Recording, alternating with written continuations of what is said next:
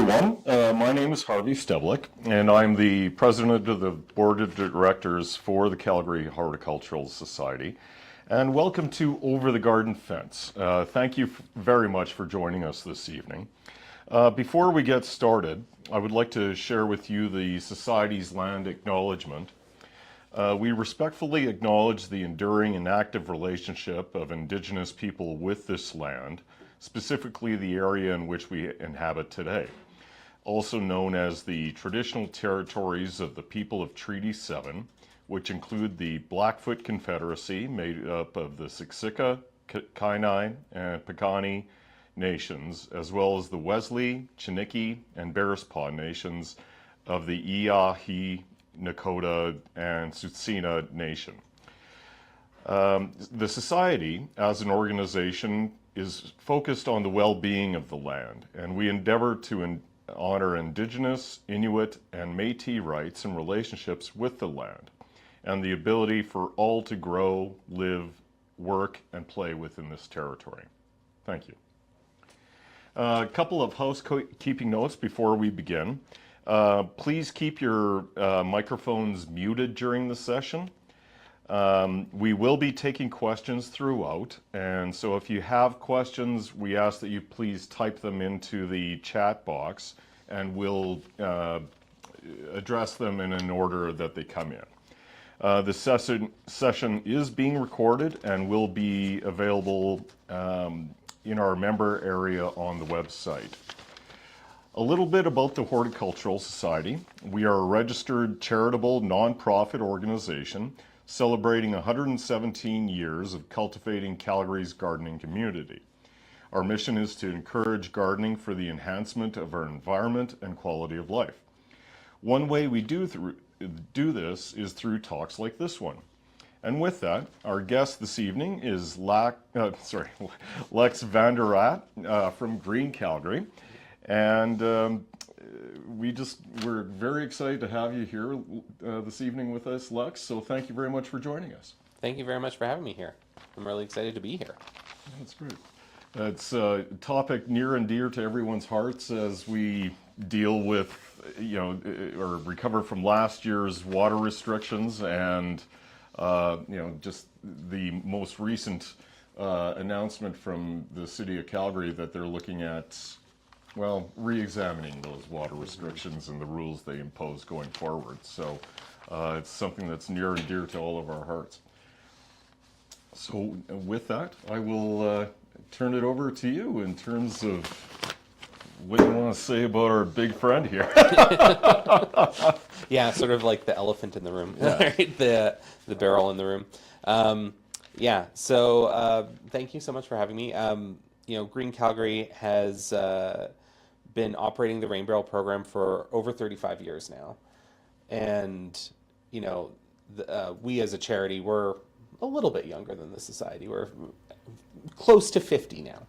So, but we're, for most of our existence, we've had this Rain Barrel program. And for the last 35 years, we've been working with the same producer, a local company of just husband and wife. Company is called The Barrel Man, and they've been making these since we started in the late 90s. And last year, the demand, as you noted, was massive, and we kind of realized, we need to do something different. Because even though we in Calgary saw what the demand was like here, the Barrel Man is also producing barrels for a whole bunch of smaller towns around southern Alberta, right? So they were also the ones making the barrels for, they make them for Airdrie and Cochrane and places further out than that as well, right? So we decided this year we were going to change the program. The Barrel Man is going to take care of rural Alberta, southern Alberta, and Green Calgary, we're going to make our own rain barrels this year. So that's what we've been working on. That's what's kind of been in the works since the end of the season last season, was just getting all our ducks in a row to make our own. That's going really well, but it does mean, we're going to have a bit fewer of our own barrels for sale. And so we've been partnering with the city on this for over 20 years. And so when we went to them and said, look, this is what's changing, and we're not going to have as many barrels, they said, well, we want to somehow make it so that we can get more barrels out to Calgarians, because obviously we see the demand.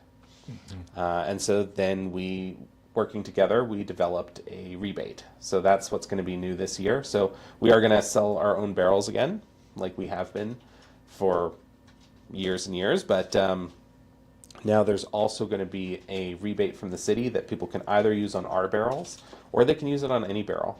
So they can go to any retailer in Calgary and keep their receipt, and they'll be able to submit that online and get a rebate. A $50 rebate, I should. How many barrels did you go through last year? Yeah, so last year we started with the goal of 1,200, and we sold over 2,200. Wow. So that was a real stretch, almost double. And we definitely could have done more. Like if we had more, we could have definitely done more. We had a waiting list for people, and it was about 4,000 people were on the waiting list. So yeah, the demand was very, very high. I wish I could make an infinite amount of them. They're a good product, and we know that people are really pleased with them, but there's just realities to production that make that impossible. But that's one of the reasons why having the rebate too, it means we're starting with 3,000 rebates this year and seeing how that goes, but that's going to be more barrels out that are being supported by the city than the 2,200 that we did last year, right? So I think that's going to be a really, really positive thing, and if it goes really, really well this year, then that's something that we can look to expand in future years too. Right. So have you been trained on how to make these guys? I have. Yeah, so making them is actually, that's a cool story too, because we were looking around and we said, well, if we're going to make them ourselves, what's a way that we could do it that's like, I don't know, has some other benefit? And so now we've partnered with Goodwill Industries of Alberta, and they have a program where they teach people who have barriers to employment work skills, and they're going to be making the barrels. So we have partnerships to get the raw barrels. These are all food barrels, and so we get the barrels, we get all the components, we've bought all the tools, then we take them over to Goodwill, and then their staff there make the barrels, and so it's also providing employment skills for people. So it's kind of getting another way that it's a feel good. Like we're saving them from these things from being recycled after one use, but then we're also having people. So win-win-win. Yeah, basically. Yeah. Yeah, and like they're super excited about it, and it's something like we're starting relatively small this year, and then we can just start building out from there. So this is almost a pilot of a new system in a sense. Yeah, absolutely. Interesting. Yeah, we did some calculations. We think we can probably do 500 to 800 barrels this year. I'm aiming for 800. Actually, I'm aiming for more than that, but I'm trying to be conservative. Say, yeah. Yeah, exactly. And from there we can just keep on growing and growing. Right. So are you going to talk to us about how these fit into a given eave system and downspout and all of that? Yeah, absolutely. So the thing that makes the rain barrels so useful is how quick they fill up, right? So, there's a couple different reasons why you would want rainwater. For one, it's not chlorinated, which is just nice, right? You don't need to do any dechlorinization or anything because it's just already chlorine free. It's also a nice temperature, a temperature that won't shock the plants, right? Your tap water is very, very cold. So it has a couple of those advantages. It's also free, rainwater. And one of these can fill up extremely quickly because when you think of, when we get a millimeter of rain, if you set this out in the middle of your yard and you got a millimeter of rain in it, you'd have a millimeter in the bottom. Right. But if you put a millimeter of rain across the entire size of your roof and then you focus that down one downspout, that's a lot of water, right? So that's how they fill up so fast. And if you have a roof that's relatively big, or you have a lot of stuff going towards a particular downspout, or if you see when you look outside during a rainstorm and you're like, prevailing winds kind of always make this one spot have lots of water. Well, that's the good place to put your rain barrel. And they're not pressurized, so you do have to get them a little bit off the ground so that there's some gravity to help get the water out. Right. Or else it's going to be a trickle. And you also need it a bit off the ground, because otherwise, how are you going to get a watering can under there? Yeah, Anything, yeah. right? You're not getting a barrel or a watering can within 3 inches of the ground. That's for sure. Yeah. Yeah. And then the downspout can go directly into the top. Like, they have a screen there to catch any debris and stuff, so that doesn't get stuck in your barrel. And you can just cut off your downspout, let it fall directly in. It fills up, and then you have free water. It's funny there. You would think that a rain barrel is like most useful when it's rainy, because it would fill up a lot. But actually, it's most useful when it's not rainy, because then when it does rain, it fills up, and then it's dry, and you can use the water. When it's raining all the time, it fills up, and then you have rain, so then you don't need to use it. Right. So they actually work really well with things like watering restrictions and drought, because then when there is rain or little bits of water coming down, you can catch that, and then you can use it when things are dry. So far, and I don't see this rule changing, but so far with rules that come through the city of Calgary, they usually say, your rain barrels are exempt from any sort of watering rules, right? You can just use that water whenever, because it's rainwater. Right. Right. Yeah. So that means if you have a watering schedule and you really need to water something, there you go. You have the rain barrel ready for you. Well, it's like you say, that millimeter of rain, all of a sudden, when you're talking about the surface area of your roof, it makes a big difference. And I know from a couple of years back where you're waiting for rain, and you get this little trickle, and it can be a little bit frustrating. And because it's certainly not enough to water your plants, but with one of these guys, you can overcome that. Yeah, well, and what we found is these ones, we make this specific style because you can connect multiples of these together, right? So there's other styles of rain barrels, but you can't connect them. So if you put them under a downspout and they fill up in 20 minutes, and there's still all this water coming off, oh well. Right. This one, you can connect more together. So if you say like, oh, well, that one downspout gets a lot of action, you could put like 4 there and get all of that water, and maybe you have another downspout that gets very little, and you could maybe put one there if you want to. Mm-hmm. But that means that out of one rainfall you can get multiple barrels full, and I'm saying 4. That's very conservative. I kind of say that rain barrels are a little bit like tattoos. After you get one, you want to get more and more. I have in fact seen, we had somebody come to one of our sales one year who just had this video of their backyard setup, and they had 17 rain barrels. Whoa. All connected. They had them attached to their fences, and then ran eaves trough along their whole fence line to fill up these from off of the roof. It was amazing. That's hardcore. Yeah, so you could get a lot of water out of it. Now, 17 might be a little extreme for most people, but yeah, I think you can likely do 4 and have lots of water to use.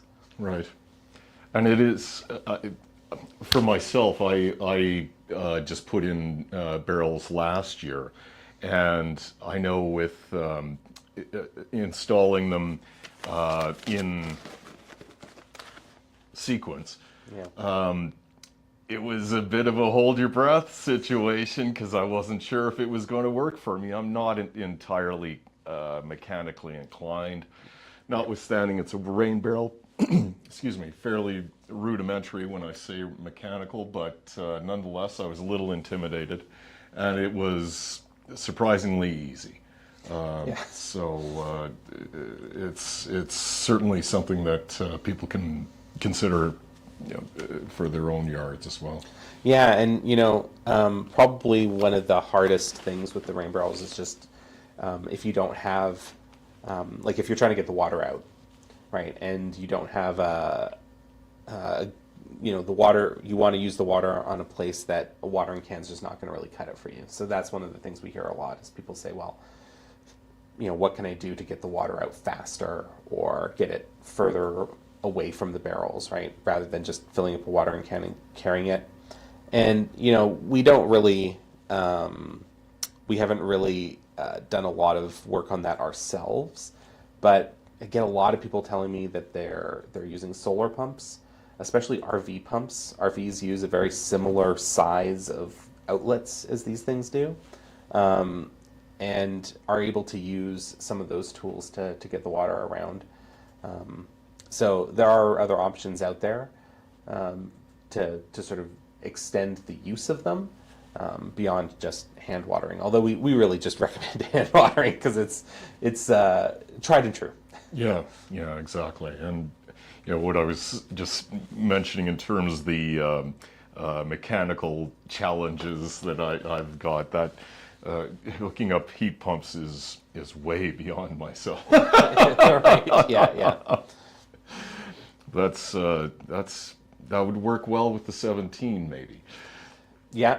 And I've seen some really interesting setups. Lots of folks who connect them both at the top, like ours do, but then also at the tap, so that you can turn on all the taps and have all the water come out of one tap. That's kind of cool. Right. That just means that the weight of the water in multiple barrels is all pushing down at once, and it gives you a little bit more pressure. It's not like a hose, Right. still, but it can get it out a little bit faster. Actually, I'm not sure if I know what you mean. Oh, okay. Well, because the weight of the water is what gives you the pressure, no, right? certainly. Yeah. But I mean, in terms of the configuration that you're talking about. Yeah, so if you think of, a couple barrels side by side, there are connectors you can get that connect the taps together. Right. And so then when you open one tap, the pressure of that water is going into that tap, right? And then you open the other tap and the pressure of that water is going into that tap. And then the way that these systems are set up is that basically there's one master tap and then the rest of them kind of feed into that. Oh. And so you get the pressure of each of the barrels going into the same line. So it's just a volume thing. Right. It just means that the volume coming out is higher. That's interesting. Yeah. Jeez. The issue of water barrels is probably evolving every year. It is, and we see lots of different setups. Lots of people come to us and say like, "Oh, I've done this, done that." So we get a lot of different ideas from people. Frequently I have to tell people like, I know a lot about this rain barrel, but I am not a fluid engineer or anything, right? So there are limits to what I can tell you about it. But what's the weight of this? So these ones are, depending on, there's slightly different plastics for them, but they're 20 to 25 pounds. Okay. Yeah. So they're not too bad when they're empty. Now when they're full, Oh yeah. they're hundreds of pounds. Right. And so. Does the lid come off of this? This one, no. There are some that have lids that come off. We try to keep a sealed lid on ours just because, we want to make sure that they're safe, particularly for animals and stuff like that. Like, if you happen to forget the lid off and then a squirrel crawls in there or something, not only bad day for the squirrel, probably bad day for you, and you can't really use that water anymore. It's not pleasant. No. So this keeps it safer. Having a screen on top makes sure that you don't get any mosquitoes in there too, because that's another common problem if you have open top ones. Yeah. But there are styles of them out there that have tops that open as well. A whole bunch of different ones. And, I've talked to people who've cut the top off of ours and added hinges, for example, and then had a hinged top. So you don't have to worry about this really blowing over in any sense, because it's got a good mass to it. Yeah, and once it has a little bit of water in it, it's Yeah. pretty good. Yeah. And since the tap doesn't sit like directly on the bottom, there's always, once it's got some water in it, it's always going to have a little bit Right. until you like turn it over to dump it out. Right. So that keeps it pretty stable. We do usually recommend when people are storing them at the end of the season that they put something heavy on them, because that's the time when, you know, we get some pretty crazy winds Right, here, right. and that's the time when suddenly your neighbor gets a free rain barrel and yours is gone. So Right. Well, that's so. How does one clean one of these barrels? it's a good question, and a pretty frequent one that we get actually. So these ones, they have a little bung on the top. It's just a little piece that you screw out, and are we going to try to tip it for people to No, see? we're not. I was going to be ambitious, but then I thought, no. Perhaps It no. can all be bad. Yeah, but you know, regardless, a little piece on the top that you can take out, and then you can spray in there. I know that there's some people I know just use a garden hose and spray it out to clean it. If you really get some stuff like caked on, pressure washer will work. If you don't have a pressure washer, taking it to a car wash that has a wand wash, that's even nice because that water's not potable, right? The car wash water can't really be used for anything else. Right. So those are the ways to do that. They do grow algae. You know, the sunnier the spot they are, the more algae is going to grow. The algae's not harmful, but you know, after a while, it can start to look a little gross. And I was about to say barley. Somebody beat me to the punch. Yeah. So, and then the other thing we now recommend, which I only learned about recently, and so I'm really excited to try it in my barrel, is barley, because it prevents algae growth. And you know, it's usually sold in packages meant for fountains. So, in my opinion, that's tons, and you're not going to need that much. So that's probably going to last you a good amount of time. And you just put it in the bottom. You are going to have to dump it out. So, I would personally recommend maybe like cutting it into small pieces so it's easier to get out at the end of the season. But yeah, barley straw prevents algae growth. Now you have to do that before you get the water in there because it's not going to kill algae. It only prevents it. Okay. But you know, if you already have some algae in there and you're trying to clean it out, I know a lot of people have tried vinegar. That's okay. I know people have tried bleach. I'm not crazy about that just because I don't really want to Yeah. deal with it, but it would work. We've been recommending to people you can slow the growth of algae with aquarium charcoal as well. So you put aquarium charcoal in like a little bundle, tie a little string about it, and then get it down to the bottom of the barrel so it's sitting in the water, and then it just, as the water goes through the charcoal, it picks up the spores. So that can prevent it. But I think now I'm just going to always tell everybody, first option, barley straw. It just seems like it's so much easier. And sorry, I may have missed this, but just in case I didn't, where does one get barley straw? Well, nowadays, a lot of the garden centers sell it. Yeah, they sell it as like a specifically for fountains. I imagine like a place that supplies fountains that's not a garden center would probably also have some of that. Right. And then of course there's always online. Right.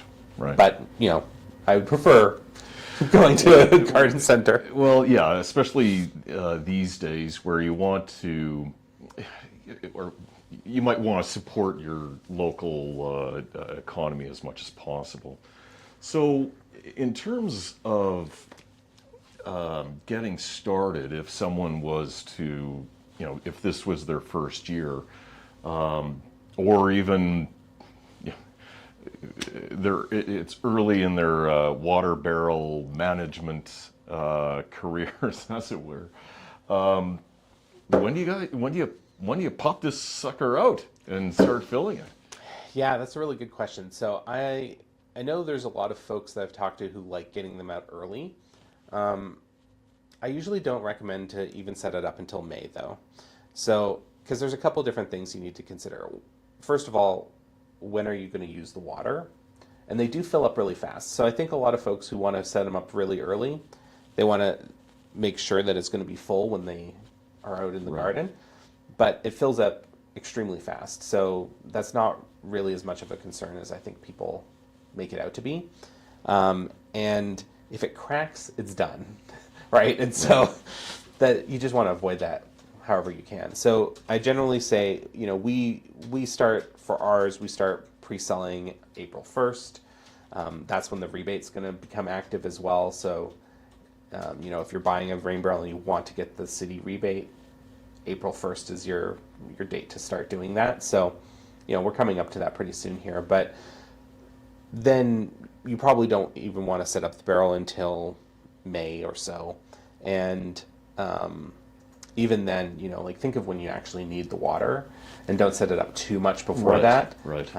because then it's just going to sit there. Yeah. And the worst thing is if it has just a little bit of water in it. Like if it fills up, then it's really hard for freezing or anything to crack them. But if it has just a little bit of water, then it freezes and it expands, and they all have seams. These things have Right. a seam of plastic, and so if it pops the seam, it's just toast, and you end up having to go and get a new one. And rain barrels are not cheap, and they seem to keep on getting more expensive. And, Right.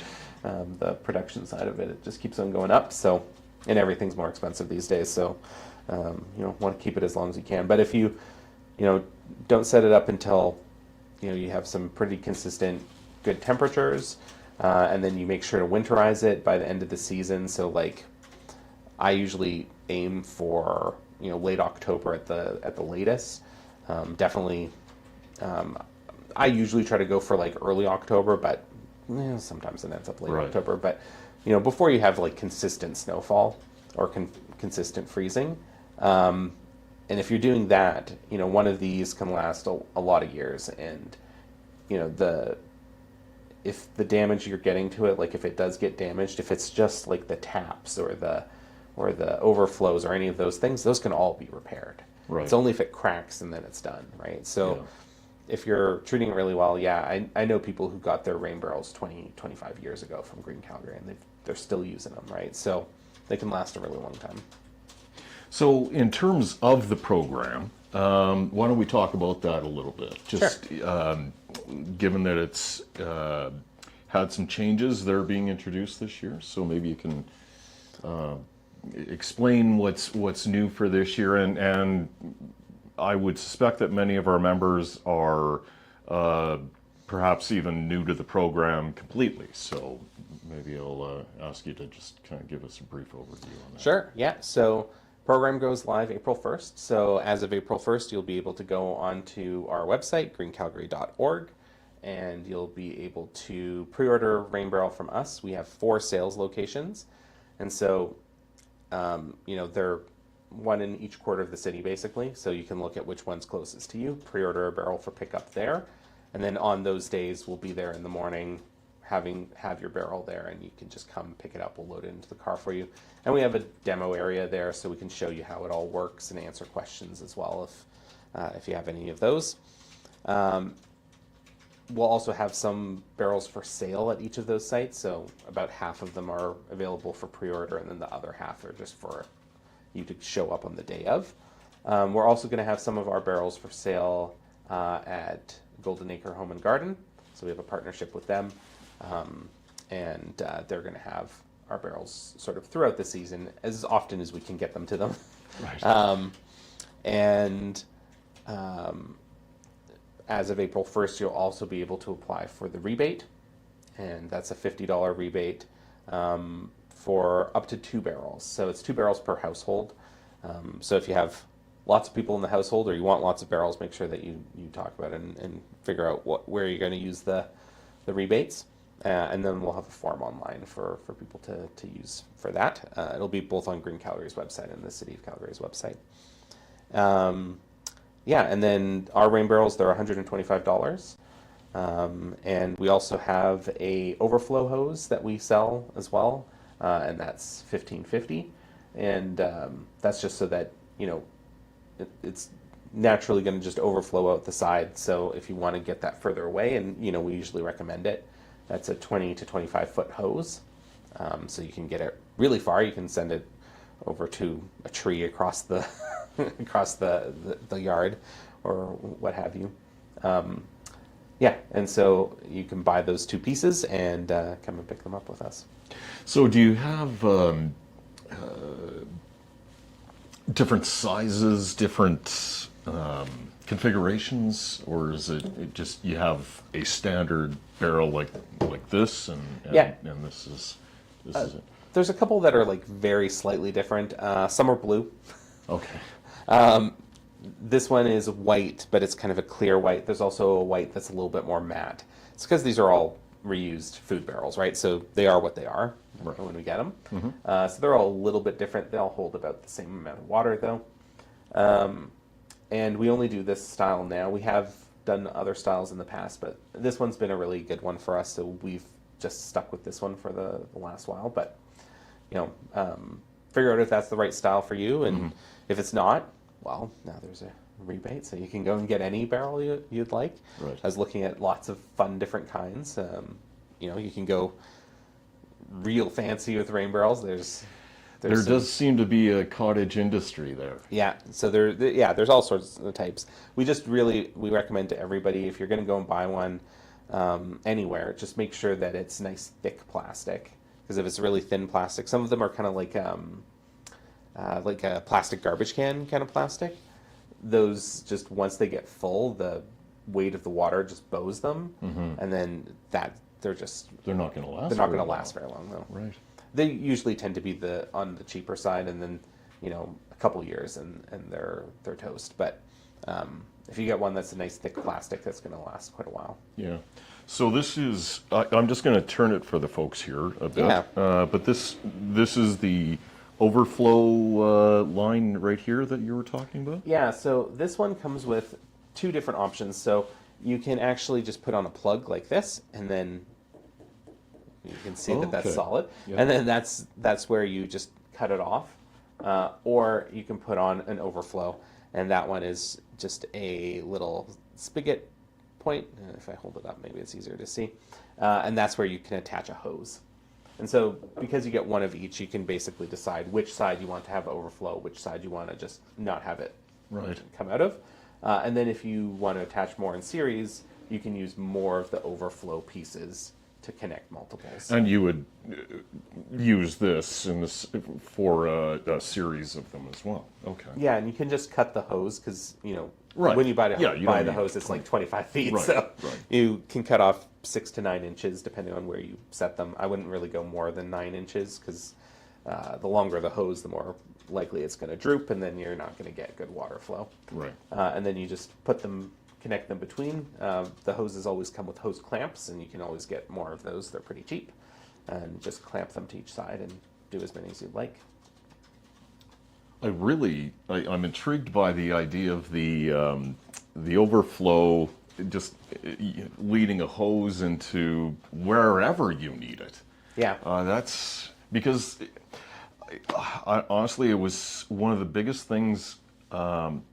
We've got a question from one of our members here, so I'll stop myself.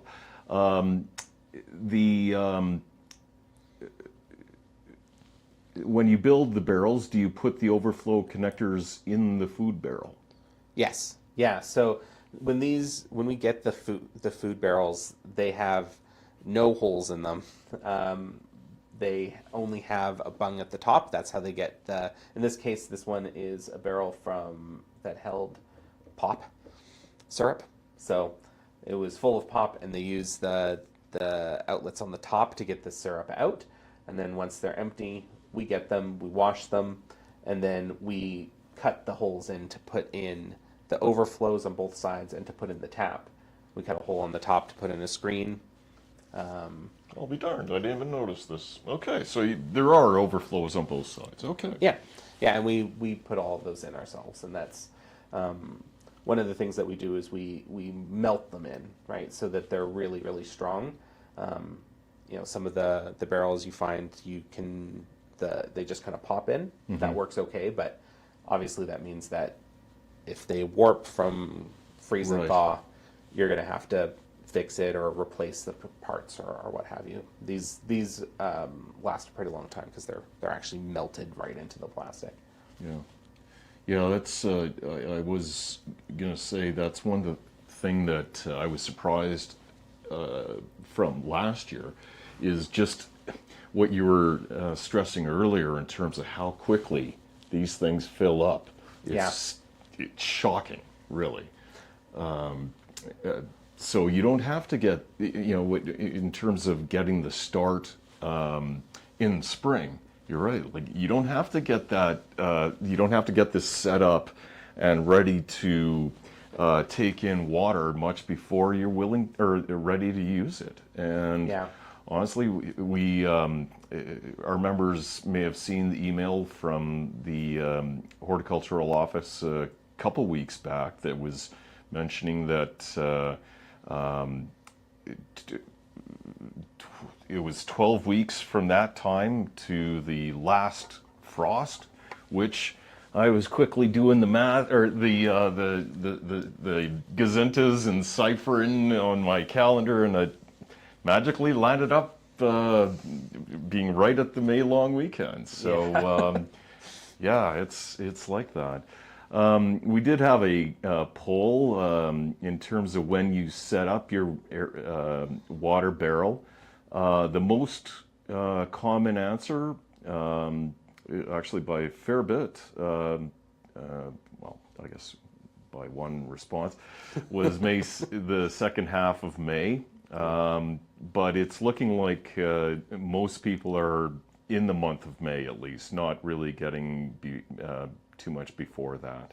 Yeah, and it's always going to depend on people's yards and stuff like that. Right. Some people have really sheltered spots, and so setting it up a little bit earlier isn't going to hurt it. It also depends on the kind of barrel. There's some of the commercial barrels that are extremely thick plastic. They're usually little ones, like they're quite a bit smaller than this, like a 90 liter at most. Mm-hmm. And some of those have really thick plastic. Those are probably okay to set up a little bit earlier because that plastic's so thick it's hard to burst. But with these, just making sure that you give it enough time to. Well, this is pretty thick plastic, I would think. It's not bad. This is one of the cool things about these barrels is because they're food barrels, they're made of virgin plastic, which if you wanted to go out and you wanted to start a business and say, I want to make a rain barrel, and you can't actually make a rain barrel out of virgin plastic. It's illegal, right? You have to use recycled plastic when you're making new plastic stuff, except for a couple industries, including food. So because this is from the food industry, it's virgin plastic. It's never been made into anything else. And so it's like really, really tough. This is a really great question too. Weather dependent on when you set it up, absolutely. Would you use barley straw to create a higher level, or would barley straw create a higher level of nitrogen in the water? Yeah, so it is going to modify those for sure. Not enough that I think you need to worry, but obviously anything that you put in there is gonna modify it. But that would be depending on the type of year or time of year. That might be a beneficial thing, at least early in the season, to get that extra nitrogen in the soil. There might be a lot of people out there going, I don't know if he's right about that. I confess, I'm still what I consider, at least for myself, a new gardener. So I, as one of our members was clarifying for me in a very helpful way last year, there's no mistakes, there's only learnings. So yes, I have plenty of learnings.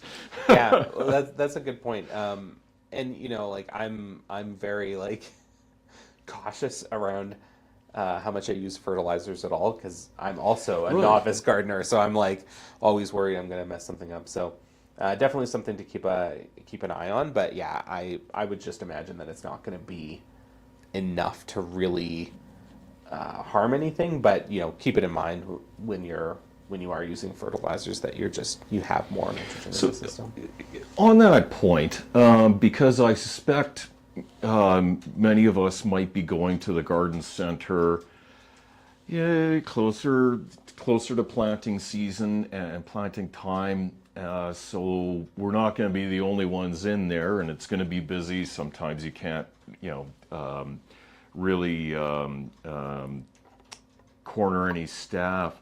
When it comes to that barley, are we talking long stems, or is it just shorter stuff, or what? Like in terms of trying to find it, I guess, in a garden center. Do you happen to know? I've only seen it in one because that's the only time I checked. So Fair. I've only seen One's one enough. pack. And it wasn't that long. It was folded up, right? Okay. So it was like a small package. But I was thinking, you probably don't need to put that much in because of just, you're supposed to put it to kind of cover the bottom a little bit. Okay. And these aren't like a fountain or anything. It's pretty small space. Yeah. So I don't think you'd have to put much in there. Okay. Okay. I'm going to try it for the first time this year too. Fair enough. So. I don't mean to corny you No, either. absolutely. So, I just learned about it, and I'm excited to give it a go and see how it turns out. we've got Yeah. another So question. does Green Calgary have partnerships for building the rain barrels? Yeah. So we are still working with the Barrel Man. Like they're doing the stuff for Southern Alberta, so they're helping us out, which is great because I suddenly had to learn about international freight and stuff like that to get the different parts to make these things, and that was all new to me. So they're helping us out getting that started. Goodwill is helping actually build the barrels, and then we have a partnership as well with Golden Acre Home and Garden. They're storing the barrels for us when we're finished with them, and then they're going to sell them as well, some of them.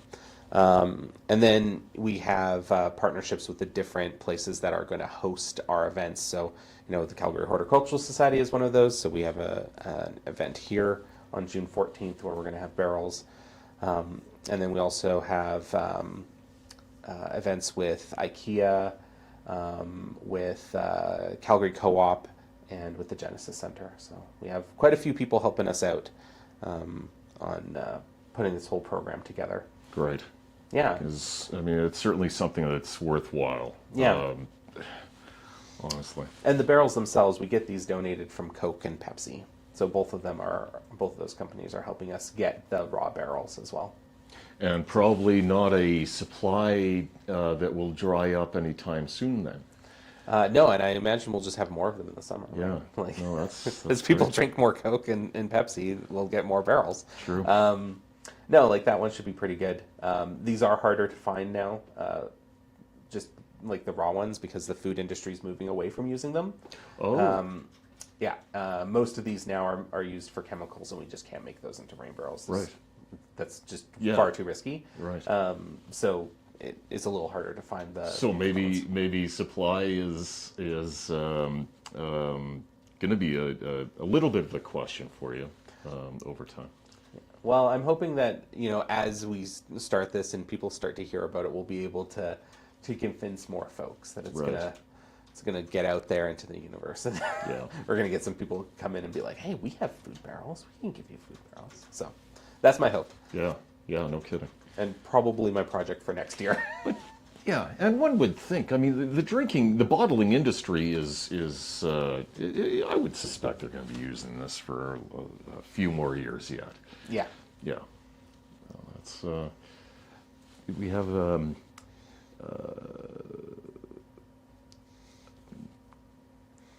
I'm not sure if I understand that. Yeah, so second there's a question about what Goodwill does. So I don't know if everybody knows this. This is pretty cool, though. So Goodwill, of course, they have the stores, so you can donate stuff to them. It goes into the stores. But they also have their impact center, and they take a bunch of items. So if you donate something to them, and then they get it, and they're like, it's a little bit broken, or it's looking a little rough, they'll send it to the impact center and actually repair it, and then send it back to get sold. And so the folks who do the repairing at the impact center, they're all folks who have some sort of barrier to employment, I believe the group that we have who are working on the rain barrels, those are all folks who have some sort of brain injury, right? And so they're learning some skills so that they can get better employment. And so they do some repairs of that stuff. They repair pallets as well. So shipping pallets, they do a bunch of repairs on those. And then now they're going to also be making rain barrels for us. So they have the Impact Center is a very cool spot. Lots of, like it's a giant warehouse where they can store all those things as they go through. And yeah, they're doing the work in their workshop there. Okay. That's just a great, good, feel-good story. It is, That's yeah. incredible. I was really pleased that that came together. No kidding. So we have a question from Faye. What do you use for a stand under the rain barrel? That is a great question. So really anything that's going to get it a foot to a foot and a half off the ground and be really stable. That's kind of like the easy answer. What that is, I've often recommended using some combination of paving stones and cinder blocks, mostly because those are relatively inexpensive. I mean, they're not inexpensive, but relatively. Yeah, certainly cinder blocks are they're not too bad. Reasonably cheap.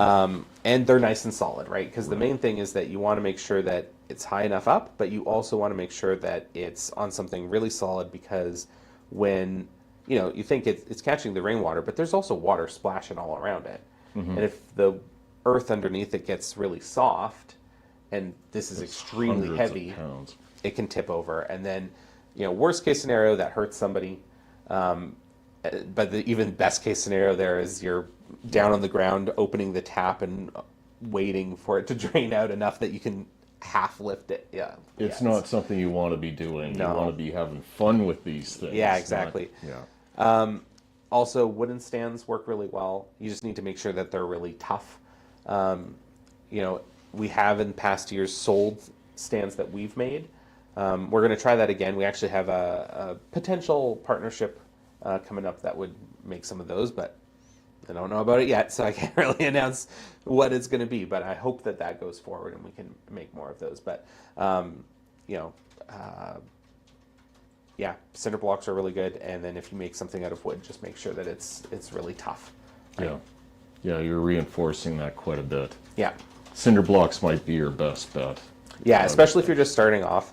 I would say start off with cinder blocks, and then down the line, if you can get like a nice stand, then go for that. But well, and you can always put a face, if you will, or a covering over the cinder blocks to cover that up. I've also seen people put them in that basically have like a wooden frame, and then they put gravel in the frame, and then they put it on the gravel. That works pretty good too. Okay. We had a couple of years ago, we had a rain barrel stand making class here at the Horticultural Society as well. So that was very cool. I think I remember that, yeah. So yeah, there's a lot of different options out there. Just as long as you make sure that it's good and sturdy, you should be able to like jump on it. Well, and even, sorry, we've got 10 minutes left. I'm just going to interject really quickly. The advantage that cinder block might have over the wooden box with gravel is, if you decide sometime that you want to change the location of it, cinder blocks would be a lot easier to move, I would think, than a box filled with gravel as well. Well, and I have cinder blocks on mine, and what I find too is that if I need it to be extra high, I can put them on their end. Right. And then if I need it to be lower, I can lay them down. So actually what I do is I set them so they're quite high in the summer when I'm using them. And then in the fall when I want to winterize it, I lay one of the blocks as low as it can go and put the barrel upside down on that, and then put the other cinder block on top of it as a weight to keep it from blowing away. So like it offers that kind of advantage too, that you can move it around. Mm-hmm. Mm-hmm.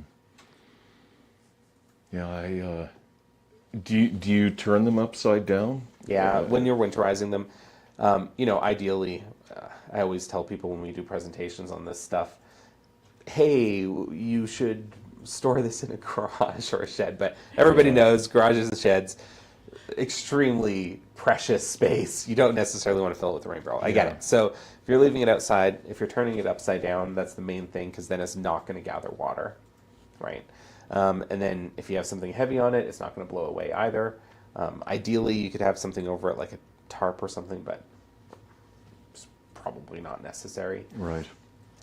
So yeah, turn it upside down, put a something heavy on it, and then just make sure to reattach your downspout. Yeah. So that you don't have water splashing everywhere on you come spring. Geez, now I'm in thinking about my rain barrels that I didn't turn over. We'll see. If they're okay, if they're not, if they're still working good, fine. And then we'll find out pretty soon. Yeah. And then just next time. Yes, food for thought for next year. Live and learn. It's a little bit of a pain turning them over and stuff, but really, like, if you can get 20 years out of a barrel, like. True. Yeah. What can you get 20 years? What product can you get 20 years out of these days, right? That's pretty good. Not a heck of a lot of electronics. Yeah. But so in terms of, is there anything else in terms of the actual program, or so April 1 is when it starts, and if I remember correctly, if one buys a rain barrel from somewhere else, the purchase has to be made after April 1, is that right? Yeah, okay. We'll have a bunch of information going out everywhere next week as well, but we'll also have it on our website. So if you visit greencalgary.org on April 1st, you'll see all the information there about how to use the rebate. But yeah, you want to purchase the barrel from a local vendor on April 1st or later. Local vendor. Local vendor. Very important to be mindful of. Yeah, and unfortunately, only for people who live within Calgary's city limits. It is a City of Calgary rebate, so. Yeah. It's, I think I already mentioned, it's $50 per barrel, up to 2 barrels per household. What else do I need to tell people about that? I think that's about it. But yeah, all of it will be up on our website on April 1st anyway. Okay. Yeah, and keep your receipt. Yes, that's important. So. And then in terms of other things with the program, so we also do, we'll be announcing as well around the same time. We do online classes just on how to set it up, and we walk through all of the same steps when I talk about where to place it, how to connect the downspout, all that stuff. So we do classes like that in the spring, and then we'll do classes in the fall as well, where we just tell people how to winterize, right. And then answer any questions that came up throughout the year. So if somebody found that they grew a tree out of it, that's the time to answer that. And then,